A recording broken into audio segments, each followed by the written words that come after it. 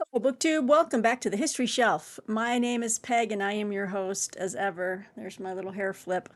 Um, Today I'm coming to you with New History on the Horizon, episode 11.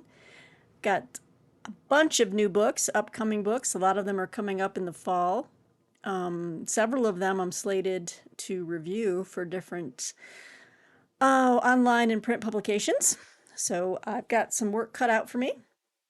And then some other arrivals that are new. So they are already available for you. So as usual, I think I will start with the book. Let's start with the books that are upcoming. So you don't have to wait until the end. Um, let's see. Let's start with one I'm currently reading right now, and I need to wrap up today because I need to write a review for it. Extremely exciting when I got this commission because I didn't even know this book was coming out.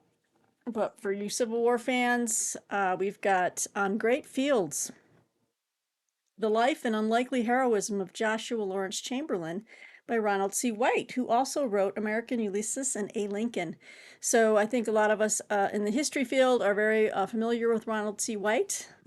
He's a great biographer and historian. This is coming out um, late October. So you still got a little ways, but I've got an advanced copy and taking notes, and it's fantastic. This is coming out from Random House.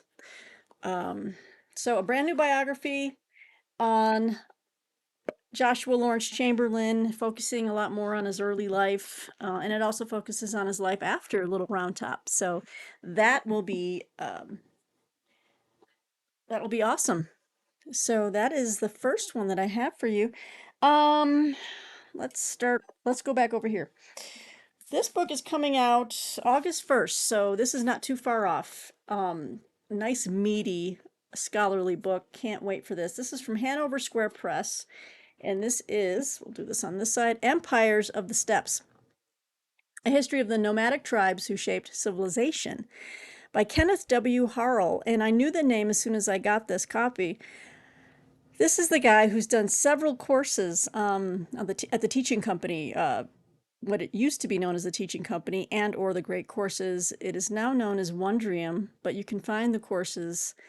It's just search by his last name. But Kenneth Harrell has done a ton of like ancient civilizations. Obviously, Empire of the Steppes is going to call on a lot of the different courses that he has taught with the Teaching Company, Wondrium. It'll always be the Teaching Company or the Great Courses to me. But yes, this one's coming out August 1st from Hanover Square Press. And it's a narrative history of how Attila, Genghis Khan, and the so-called barbarians of the steppes shaped world civilization. Let's see. In this new comprehensive history, Professor Harrell vividly recreates the lives and world of these often forgotten peoples from their beginnings to the early modern age. Their brutal struggle to survive on the steppes bred a resilient, pragmatic people ever ready to learn from their more advanced neighbors. In warfare, they dominated the battlefield for over 1,500 years. Under charismatic rulers, they could topple empires and win their own. So this is my advanced copy, but it, minus the notes and bibliography, woo, it's over 400 pages. It's got a really nice glossary in the back that helps define some of the terms that he uses in this book.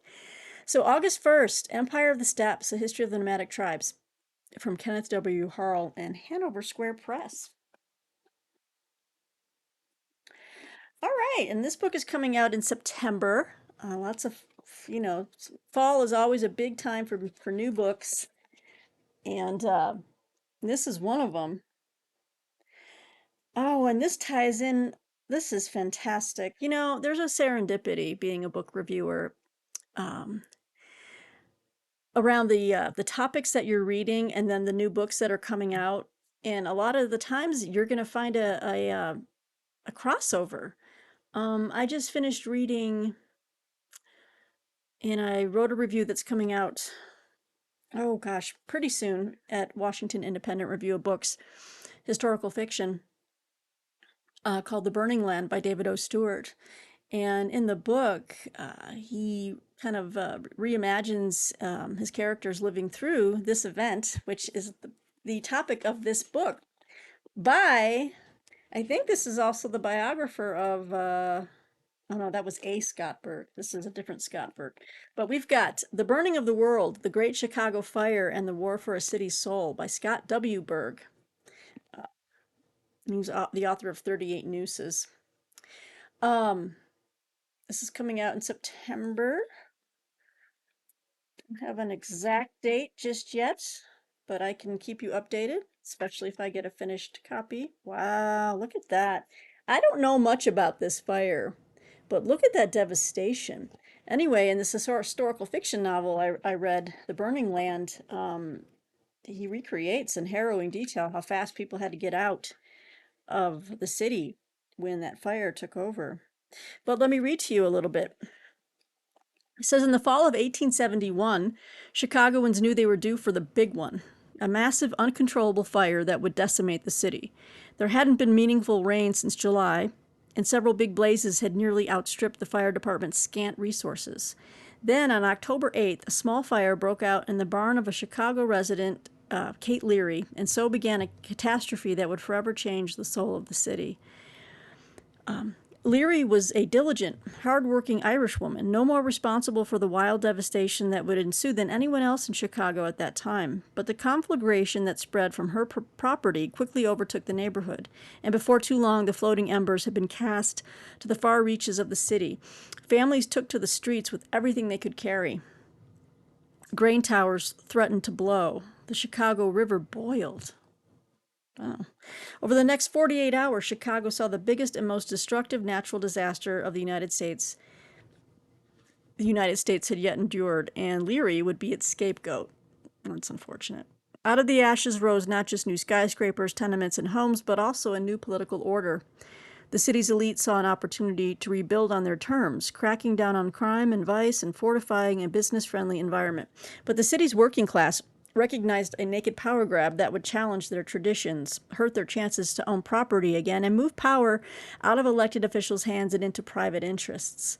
As soon as the battle against the fire ended, another battle for the future of the city erupted between the town's business elites and the poor and immigrant working classes. So this sounds really good. And again, you know, the joys of a book reviewer is that there's that serendipity of like, I just read a fictionalized account of this, and here comes brand new history on that event. So that is, wow, the timing is just wonderful. September this is Pantheon Books, The Burning of the World. So keep that on your radars. All right. Next book I have here is coming out September 26th from Viking Books. And this is Democracy Awakening, Notes on the State of America by Heather Cox Richardson, who I'm familiar with her. Well, I've read some of her articles. I've seen her, she's been on TV as well. She's got a podcast. Yeah. Anyway, Democracy Awakening, Notes on the State of America. Let's see here. In the midst of the impeachment crisis of 2019, Heather Cox Richardson launched a daily Facebook essay providing the historical background of the incessant torrent of news. It soon turned into a newsletter, and its readership ballooned to more than 2 million dedicated readers who rely on her plain-spoken take on the present and past in America. Democracy Awakening explains how, over the decades, a small group of wealthy people have made war on American ideals. By weaponizing language and promoting false history, they have led us into authoritarianism, creating a disaffected population, and then promising to recreate an imagined past where those people could feel important again. In this compelling and original book, Richardson reminds us of the nation's true history. Marginalized Americans who have long been dedicated to the principles on which this nation was founded have renewed our commitment to democracy in the past. This is where we will find the roadmap for the nation's future. Richardson's talent is to wrangle our giant, meandering, and confusing newsfeed into a coherent story that singles out what we should pay attention to, what the precedents are, and what possible paths lie ahead. In her trademark calm prose, she is realistic and optimistic about the future of democracy. Her command of history allows her to pivot effortlessly from the founders to the abolitionists to Reconstruction to Goldwater to Mitch McConnell, highlighting the political legacies of the New Deal, the lingering fears of socialism, the death of the liberal consensus, and the birth of quote-unquote movement conservatism. Many books tell us what has happened over the last 5 years, but this book explains how we got to this perilous point, what our history really tells us about ourselves, and what the future of democracy can be. Again, September 26th, coming out from Viking Books, Heather Cox Richardson. There was another book I think she wrote that I really wanted to read about. I think it was about the South, and I'm not seeing it listed here. But this sounds interesting. She's got sections on undermining democracy, the authoritarian experiment, and reclaiming America. So, important reading. Okay. Next book. Woo! I will start reading this maybe in another week. I've got so many books that I'm reviewing currently, and I've got all these staggered deadlines. This looks fantastic. I think it's coming out August 31st. I don't have they printed a galley for me because it's easier for me to annotate. But this is, and I don't have the pub sheet. But that's okay. This is Peter Stark's Gallop Toward the Sun. Tecumseh and Harrison's struggle for the destiny of a nation. Doesn't that look great? This is coming out from Random House. Looks like Random House, yep. Tecumseh and William Henry Harrison's struggle for the destiny of a nation. There we go. Kind of cut off William Henry on the cover here, but this is just a printed galley. As you can see, it's just bound.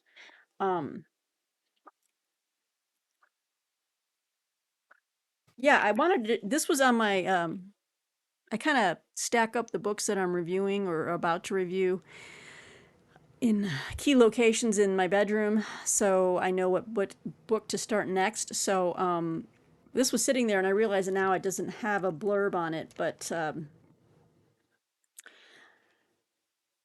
it sounds like pretty interesting. Just the interplay between William Henry Harrison, Tecumseh. I think it's going to cover. Gosh, will it cover that little war? That not little war, but I read a book recently, The Northwestern Frontier and the War of 1812. I read a book recently. Which one was it? Oh yeah, A Bloody Reckoning by Peter Cousins, and Tecumseh featured in it. So I think this is gonna actually take us away from A Bloody Reckoning. I think was that war that was in Florida or Alabama. But anyway, this one's gonna cover Tecumseh and William Henry Harrison's, the American government's interactions with them. So that's Peter Stark. He's the author of Astoria, which I do have that downstairs. Tecumseh and William Henry Harrison Struggle for the Destiny of a Nation from Random House Books. Fairly certain it's coming out at the end of August because my review is due a month prior to publication date.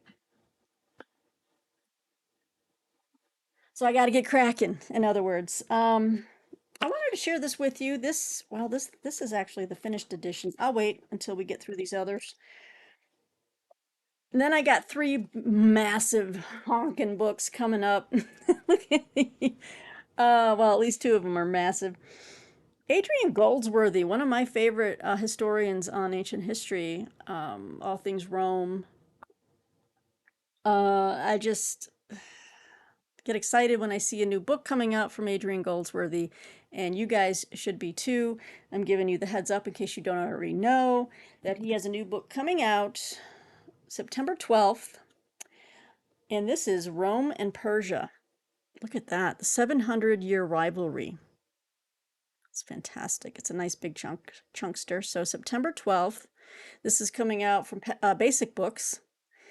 So this is just my advanced review copy. It probably will look the same cover, but so I got a pub sheet, so that is fantastic. All right.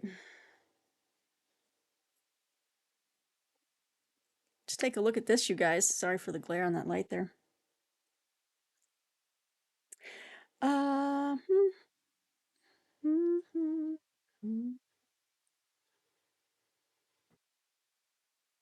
Award-winning historian Adrian Goldsworthy traces 7 centuries of conflict between the states of Persia and Rome in Rome and Persia, the 700-year rivalry, showcasing how these two influential powers lived side by side. Both saw themselves as the pinnacle of civilization, but grudgingly accepted that the other was less uncivilized than everyone else, as almost an equal. Despite their multiple clashes, Rome and Persia made very little effort to overthrow each other. Peace was far more common than war, and when war did erupt, it was settled by treaty, both sides always eager to negotiate and having limited objectives. Trade between the empires enriched them both, and although restraint prevailed more than conflict, the forceful rivals engaged in their fair share of posturing and boasting for their massive victories.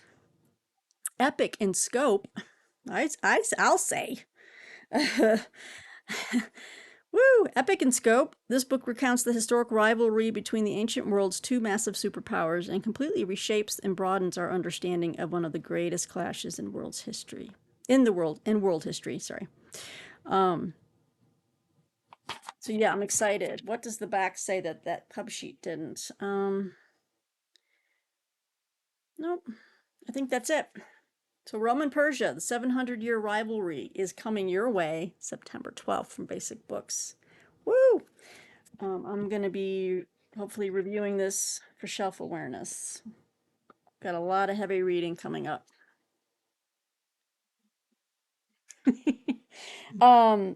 This one, so this is the skinny book. Also coming out September 12th, but this is coming out from Public Affairs Books. And, you know, I'm just fascinated by this country, the history of it. Again, me with my minor in despots, dictators, and tyrants. I just had to read and review this, so I will be reviewing this for shelf awareness. This is The Sister, North Korea's Kim Yo Jong. Wait, Kim Yo Jong. No, Jong. Kim Yo Jong, The Most Dangerous Woman in the World, by Sung Yoon Lee. Public Affairs Books, September 12th. Let's see what we got here.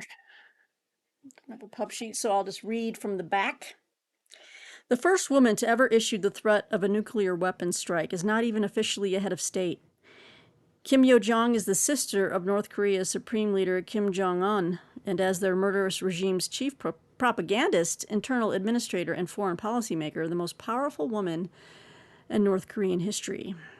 Cruel but charming, she threatens and insults foreign leaders with sardonic wit, issuing proclamations.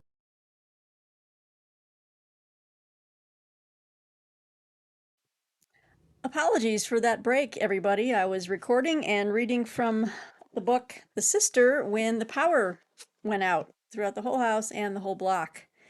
We had about a half an hour wait. We're back online. Let me pick up where I left off with reading from The Sister. Cruel but charming, she threatens and insults foreign leaders with sardonic wit, issuing proclamations and denunciations in her own name, a first for any woman in the Korean royal family. She was brought up to believe it is her mission to reunite North Korea with the South or die trying. She's ruthless and incredibly dangerous. The Sister, written by Sung Yoon Lee, a scholar of Korean and East Asian studies and specialist on North Korea, is a fascinating, authoritative account of the mysterious world of North Korea and its ruling dynasty, a family whose lust for power entails the brutal repression of civilians, a missile program that can reach the continental U.S., and the constant threat of global havoc. So I am fascinated, and I have heard rumors that, you know, when he was ill, whoa, Kim Jong Un. That this was about a couple of years ago, and it was all mysterious that he might be, dead or dying. That she was definitely going to be the one in the running to take over. However, I am very curious to know how she got her information, being as it is such a closed nation, a closed society. I'm very curious about her sources, um, just because these people are so mysterious. And so we'll see what kind of sources she has for this book, but I'm excited to review it uh, for shelf awareness. Now we got a big mamma jamma coming from Oxford University Press in November. Wow. And there's no cover yet. This is the advanced copy, though, of The New Roman Empire, A History of Byzantium by Anthony Caldelis. Well over 1,100 pages. 1,100 pages. Wow. Woo, it's going to be $45 when it does come out. It looks like this will be the final cover, maybe. We'll see. Where are we going, Peg? There we go. Right here. Yeah, it's a lot. I gotta probably start reading this in September so I can have my review ready by mid-November. It's a major new history of the Eastern Roman Empire from Constantine to 1453. In recent decades, the study of the Eastern Roman Empire, also known as Byzantium, has been revolutionized by new approaches and more sophisticated models for how its society and state operated. No longer looked upon as a pale facsimile of classical Rome, Byzantium is now considered a vigorous state of its own, inheritor of many of Rome's features and a vital node in the first truly globalized world, with far-flung connections to the Carolingians, Vikings, Arabs, Ethiopians, Indians, and Chinese. The new Roman Empire is the first full, single-author history of the Eastern Roman Empire to appear in over a generation. Wow.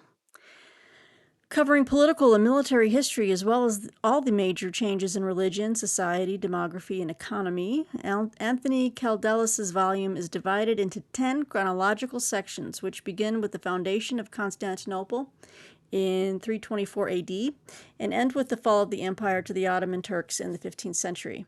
The book incorporates new findings, explains recent interpretive models, and presents well-known historical characters and events in a new light. This is going to be one for the ages and one that we should, anyone interested in ancient history in Rome and Byzantium will need to check out. So again, but this is just the advanced copy. It might be looking like this, but that's coming in November. And now we're going to move on to books that are available now, and I have final copies.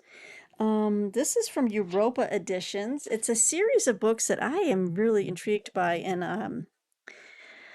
I was able to get a finished copy of this, and I kind of want to explore the other books in this series. And the series is called The Passenger, for explorers of the world, and they go to different nations across the world. And this one I have here is called The Passenger, Nigeria.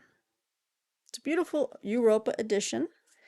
It's got these beautiful French flaps that give you facts on Nigeria, the flag, the religion, the national bird, animal, whatever we got going on here. Maybe not bird. National animal is the eagle. Isn't that fascinating? So French flaps. And what this does,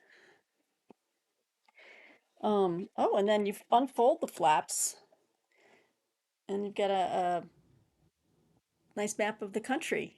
They have several in the series. I think the other one I want to get is Mexico. Um, and there's like a mixture of articles on different things. Afro beats, the heartbeat of Nigeria.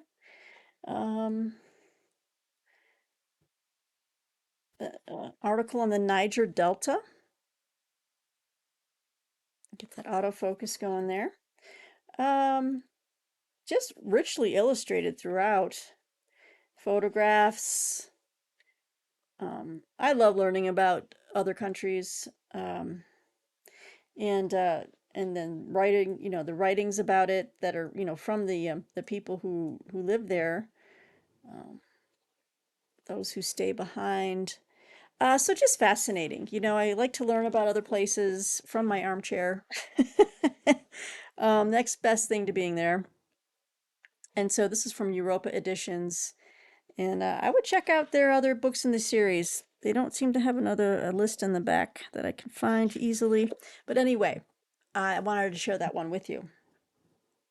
Oh, this book, I'm very excited. This has been out for about a month or two now. Maybe a month. Or a few months. But it's from the University of Chicago Press. And when they had did I get this? No, I think I got this one for a review. So, this is Hayek, A Life, 1899 to 1950, by Bruce Caldwell and Hans-Jörg Klausinger. But it's a handsome biography put out by University of Chicago Press. And I don't have a biography on Hayek. And I want to kind of know more about not just his economic theories and thought, but just I like knowing about the people, and I enjoy biographies. So when I saw that this had come out, I really wanted to get my hands on it. It says this is the definitive account of the distinguished economist's formative years. Few 20th century figures have been both lionized and vilified to such an extent as Friedrich Hayek, economist, social theorist, leader of the Austrian School of Economics, and champion of classical liberalism. Hayek's erudite arguments in support of individualism and the market economy have attracted a devout following, including many at the levers of power in business and government. Critics, meanwhile, cast Hayek as the intellectual forefather of neoliberalism, including all the evils associated with his portrayal as a pernicious doctrine. In Hayek, A Life, historians of economics, sorry, because there's two writers here. Historians of economics, Bruce Caldwell and Hans-Jörg Klausinger, draw on never-before-seen archival and family material to produce an authoritative account of the influential economist's first 5 decades. Okay. First 5 decades. How long did he live? Or is this, it says a life. It's got to be his entire life, right? I don't know. Okay. This includes portrayals of his early career in Vienna, his relationships in London and Cambridge, his family disputes, and definitive accounts of the creation of the Road to Serfdom and the founding meeting of the Mount Pelerin Society. A landmark work of intellectual history and biography, Hayek, A Life is a major contribution both to our cultural accounting of a towering figure and to intellectual history itself. And I love works of intellectual history as well as biography. So guys, check it out at University of Chicago Press. Next time they have a sale, this is the one you're going to want to put into your cart. I'm not sure if I have already shown this one. I could have sworn I had. But in case I haven't, I want to cover my bases because I'm thinking of you, Bill Rutenberg. This is out right now. And I don't know if, well, it came out this year. It's from Viking Books. And this is Lincoln's God, How Faith Transformed a President and a Nation by Joshua Zeitz. Slim little volume here. About 300 pages with everything else in it. It says Abraham Lincoln, yes, unlike most of his political brethren, kept organized Christianity at arm's length. He never joined a church, and he only sometimes attended Sunday services with his wife. But as he came to appreciate the growing political and military importance of the Christian community, and when death touched the Lincoln household in an awful intimate way, the erstwhile skeptic effectively evolved into a believer and harnessed the power of evangelical Protestantism to rally the nation to arms. The war, he told Americans, was divine retribution for the sin of slavery. This is the story of that transformation and the ways in which religion helped millions of Northerners interpret the carnage and political upheaval of the 1850s and 60s. Rather than focus on battles and personalities, Joshua Zeitz probes ways in which war and spiritual convictions became intertwined. Characters include the famous Harriet Beecher Stowe, Frederick Douglass, Henry Ward Beecher, as well as ordinary soldiers and their families whose evolving understanding of mortality, heaven, and mission motivated them to fight. Long underestimated in accounts of the Civil War, religion, specifically evangelical Christianity, played an instrumental role on the battlefield and the home front and in the corridors of government. More than any president before him, or any president after until George W. Bush, Lincoln captured popular religious enthusiasm to build broad-based support for a political party and a cause. A masterful politician who was sincere about his religion, Lincoln held beliefs that were unconventional and widely misunderstood then as now. After his death and the end of an unforgiving war, Americans needed to memorialize Lincoln as a Christian martyr. The truth was, of course, considerably more complicated, as this provocative book explores. And here is our author, Joshua Zeitz. So doesn't that sound fascinating? That's always something that's been kind of amorphous, how religious was Lincoln. No one can definitively say for sure, but it's always kind of intriguing to consider. And, a new work like this, I'm more than there for it. So, Lincoln's God by Joshua Zeitz. It's out right now. This book it's been out for a few months. I'm a little bit behind, but it came out recently, and right up my alley. I just love this stuff. Also, oh no, did I rip the back of it? You son of a biscuit, I ripped it. Oh, I'm gonna have to put a little tape on there. All right, this is The Other Great Game, The Opening of Korea and the Birth of Modern East Asia by Sheila Miyoshi Yeager, who, fun fact, once dated President Obama back in the day. How do I know that? Well, I do. Anyway, but she also has a great book on, I think it's called what is it? Blood Brothers? Or I have it. It's called, Brothers at War, The Unending Conflict in Korea. Yeah, I have that one.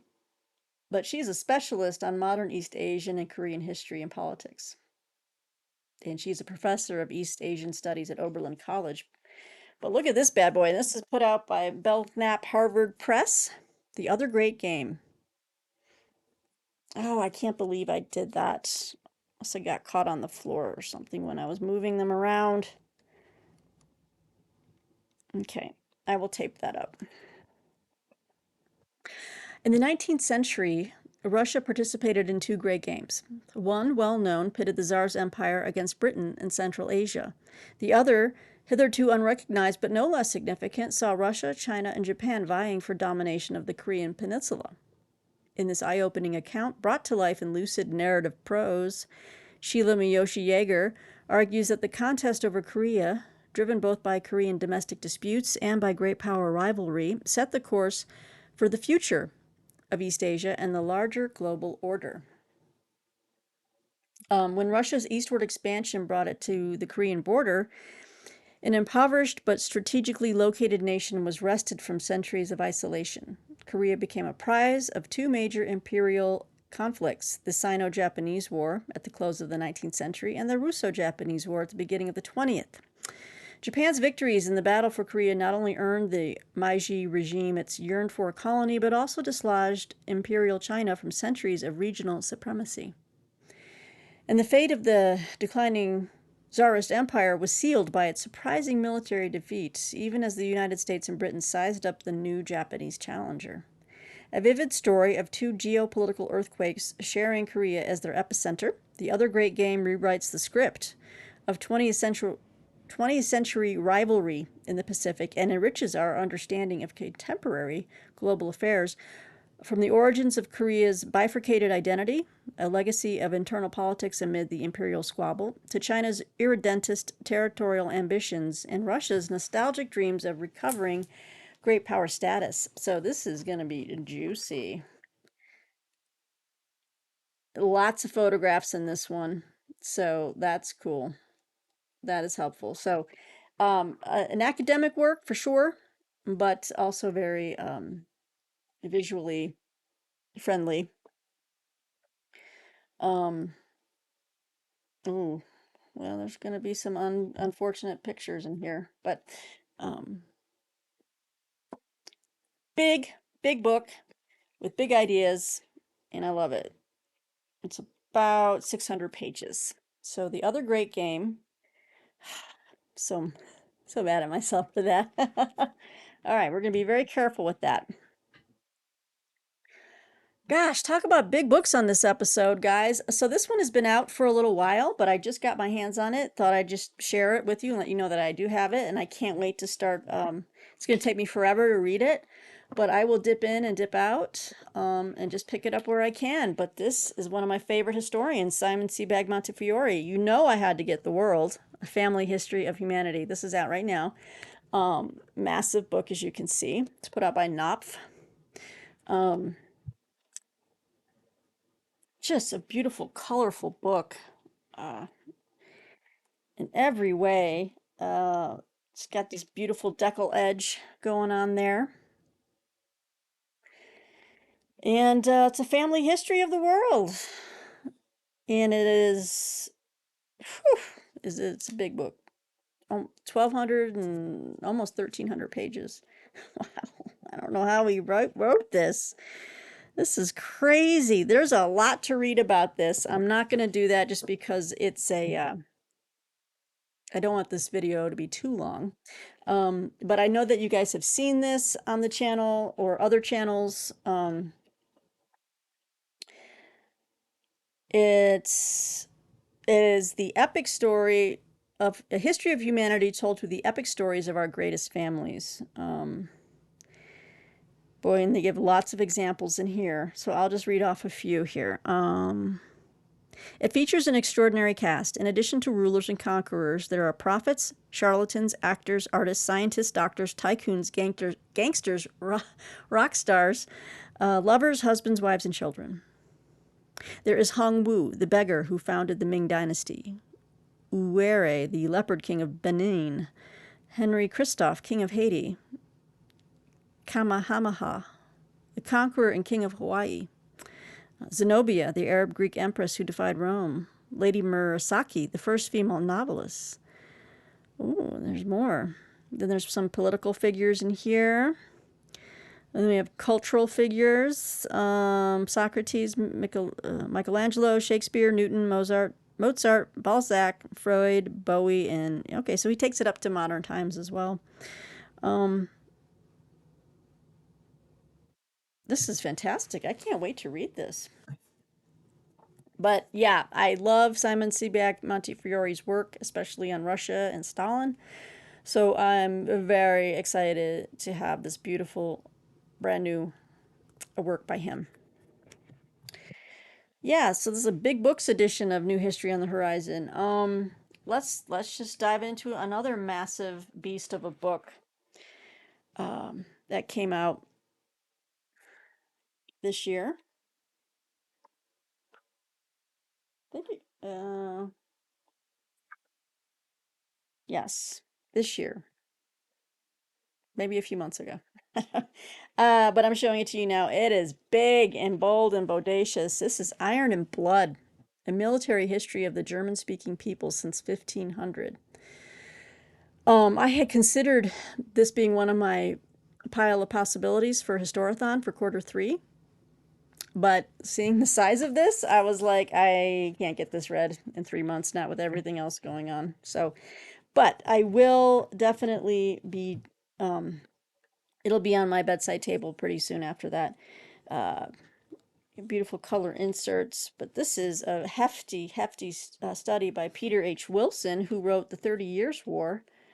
I think he's wrote some other things too that I'm familiar with. Heart of Europe, A History of the Holy Roman Empire. And here's our author. But this is put out by Belknap Harvard Press. The same folks that put out this gem, The Other Great Game. They like to put out big books. What? I love big history books. What can I say? Iron and Blood. Let's see where we're at with time here. Iron and Blood takes as its starting point the consolidation of the Holy Roman Empire, which created new mechanisms for raising troops, but also for resolving disputes diplomatically. Both the Empire and the Swiss Confederation were largely defensive in orientation, while German participation in foreign wars was most often in partnership with allies. The primary aggressor in Central Europe was not Prussia, but the Austrian Habsburg monarchy. Yet Austria's strength owed much to its ability to secure allies. Prussia, meanwhile, invested in militarization, but maintained a part-time army well into the 19th century. Alongside Switzerland, which relied on traditional militia, both states exemplified the long-standing civilian element within German military power. And here comes the serendipity again. So I recently read and reviewed a book that is coming out later this fall on the Franco-Prussian War. And this is going to cover a lot of that as well. Only after Prussia's unexpected victory over France in 1871 did Germans and outsiders come to believe in a German gift for warfare, a special capacity for high-speed, high-intensity combat that could overcome numerical disadvantage. It took 2 world wars to expose the fallacy of German military genius. Yet even today, Wilson argues, Germany's strategic position is misunderstood. The country, now seen as a bastion of peace, spends heavily on defense in comparison to its peers and is deeply invested in less kinetic contemporary forms of coercive power. Wow. Think on that for a minute. Chew on that one. So this is, if you are into German history, military history, Prussia, just is the military evolution of German arms. I think Iron and Blood is right up your alley. I know it's up my alley. Look at this beautiful big book, Peter H. Wilson, Iron and Blood. Okay, a couple more, and I think we should be done. I'll need to make sure. I saw this book on another channel, and it's been out for a little while. Has it been? Actually, I'm not going to include it because this is not New History on the Horizon. I'll save it for another haul. I'll save it. I'll show you. So we'll end on this one, which is a brand new, it's a biography of a controversial subject. Let's see here. I've got a pub sheet, and I've got a 5-page pub sheet on this with all the blurbs and the praise.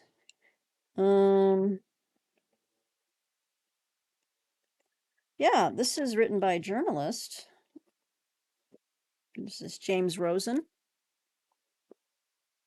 Let me just show you. This is Scalia, Rise to Greatness, 1936 to 1986 by James Rosen. It's put up by Regnery. Regnery is fairly known for its conservative themed books.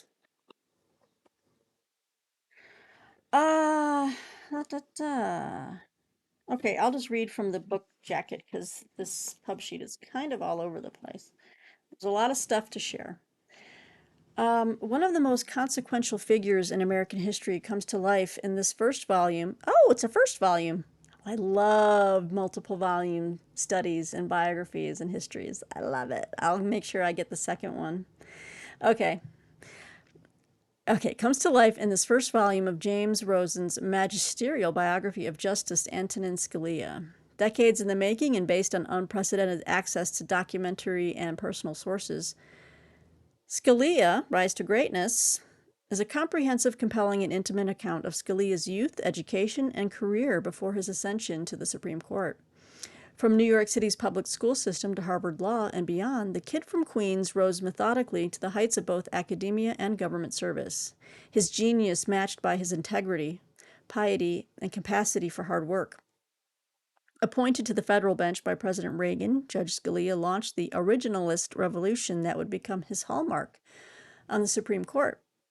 An acclaimed reporter, Rosen has unearthed previously unpublished writing from every phase of Scalia's career and interviewed his family, classmates, students, government colleagues, priests, poker buddies, hunting companions, and fellow jurists. The author corresponded and dined with the justice and even braved the streets of the Capitol as a nervous passenger in Scalia's famously speedy BMW. The result is a masterly account that reads like a novel. Wow, okay.